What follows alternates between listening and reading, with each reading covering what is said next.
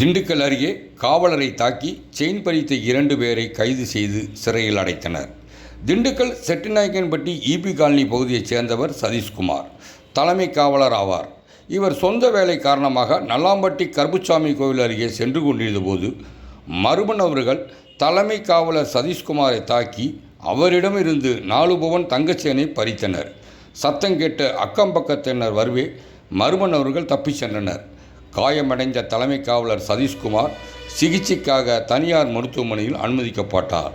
இது குறித்து தகவல் அறிந்து சம்பவ இடத்துக்கு விரைந்து சென்ற தாலுகா காவல் நிலைய ஆய்வாளர் சந்திரமோகன், சார்பு ஆய்வாளர் அருண் நாராயணன் மற்றும் காவலர்கள் தீவிர விசாரணை மேற்கொண்டு நல்லாம்பட்டி பகுதியைச் சேர்ந்த ராகவேந்திரா மற்றும் அரவிந்த் ஆகிய 2 பேரையும் கைது செய்து அவர்களிடம் இருந்து தங்கச்செயினை பறிமுதல் செய்து வழக்கு பதிவு செய்தனர்.